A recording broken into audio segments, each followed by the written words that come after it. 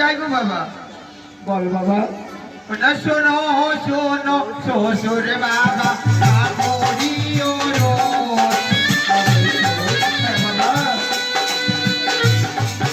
এবার শোনো শোনো শ্বশুর বাবা করিও রোজ।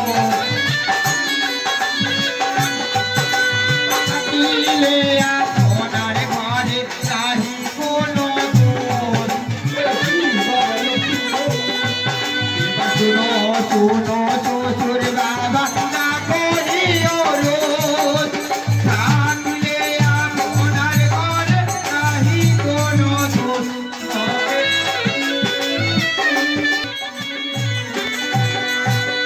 বাবা বলো বাবা। শোনো শোনো শ্বশুর বাবা না করিও রোজ। থাকিলে আপনার ঘরে নাহি কোনো দোষ। আমরা যা থাকতে পারছি না বাবা। থাকতে পারবে না বাবা লক্ষ্মীন্দর? তাই খুশি মনে বিদায় দাও বাবা। আমরা যেন ভালোভাবে সেই সম্পন্ন করে যেতে পারি। এবার তারপরে প্রণাম করিয়ে জানির উপরে।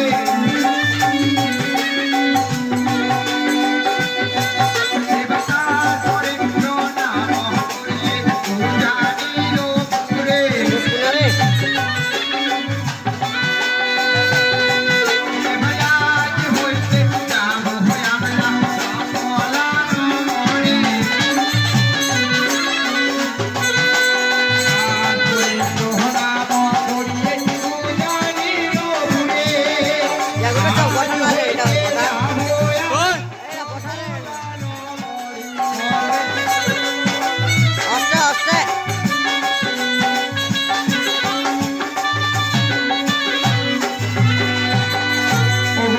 বাসীগণ আপনারা সবাই মিলে আশীর্বাদ করুন, আমরা যেন ভালোভাবে সেই সম্পলা নগরে যেতে পারি।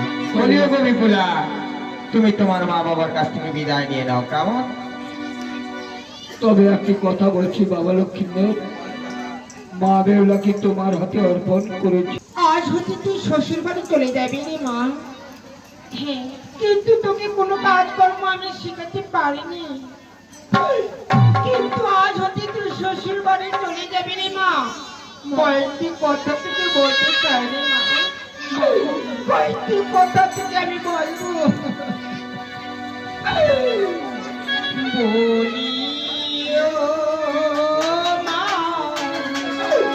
বেহুলা, স্বামীর সেবা করিও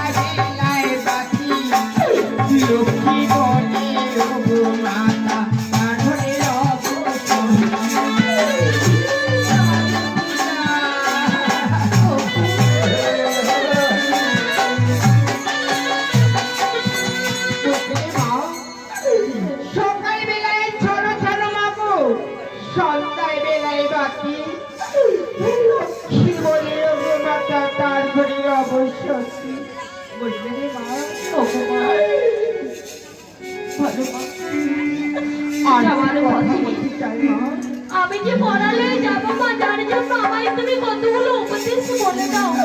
বলছি মা শোনো, আমায় বলে দাও। সারা শ্বশুর শাশুড়ি নানা হয় গো গুরু আহার সেবা করে মনে কাটনি মানি।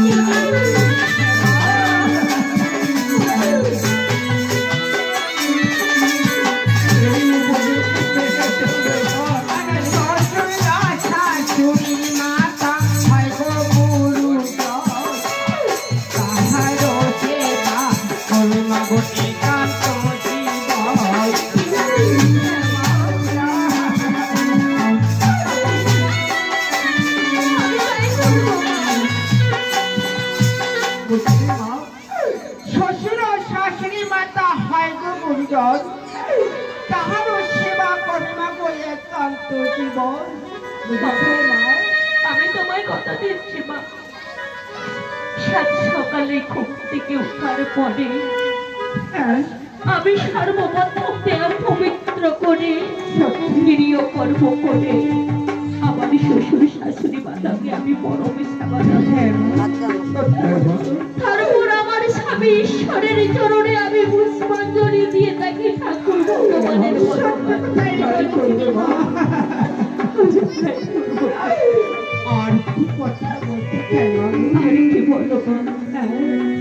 বলে রান্না মা এ মাহাবো আগে নাম নইছে ইহার কারণে মা আমার পারে যায়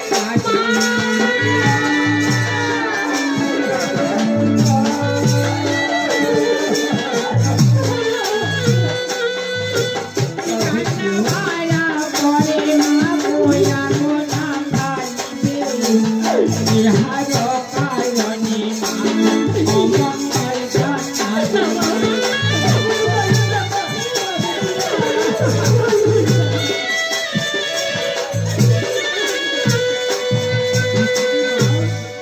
ওই রান্না বারে পরে বাবু আগে কখনো অন্ন ভক্ষণ করবে না মা।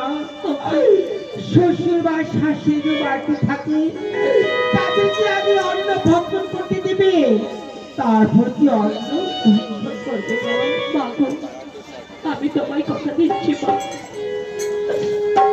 আমার ঘরে সর্বপ্রথম রন্ধন করে আমার শাশুড়ি শ্বশুরকে আমি পরম সেবা দেব মা। হ্যাঁ গো বাবা, গুরুজন ব্যক্তিদের অগ্নে আমি কবু সেবা দেব না বাবা। আমি সর্বপ্রথম আমাদের গুরুজন ঈশ্বরীদের সেবা দিয়ে অনুসেবা আমি দিব বাবা। তাই হবে মা, এইভাবে করে চলবে। আর একটি কথা বলতে চাই রে মা, এখন কি করবো বাবা? তুমি বলতে শোনো।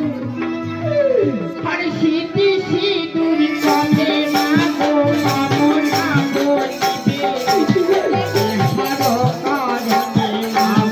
অমঙ্গল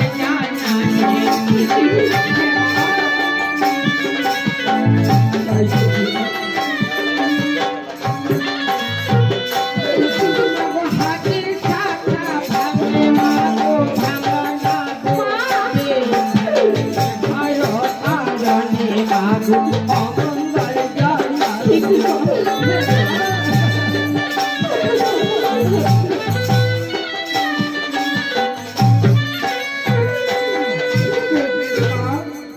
যদি স্মৃতির সিঁদুর কমে যায় মা, কখনো বলবি না আমার স্মৃতির সিঁদুর কমিয়ে গেছে। আর তোমার যদি হাতের শাখা ভেঙে যায়, কখনো বলবি না আমার হাতের শাখা ভেঙে গেছে মা। তবে কি বলতে হয় জানো মা? উল্টো তো বলতে হয়, বলতে হয় আমার স্মৃতির সিঁদুর বেরিয়ে গেছে আর আমার হাতের শাখা জোড়া লেগে গেছে, এসব কথা বলতে হয় মা। আমি তাই বলবো মা, আমি তাই বলবো। আমায় তুমি যতগুলো কথা বললে, হ্যাঁ মা, তোমার আদেশ আমি অক্ষরে অক্ষরে পালন করবো মা। তোমার যত ইতি কথা আমি সর্বস্ব অক্ষরে অক্ষরে পালন করবো। সত্যি বলছো? আর দরজায় বসে কোনদিন শীততে সিঁদুর দেবে না মা?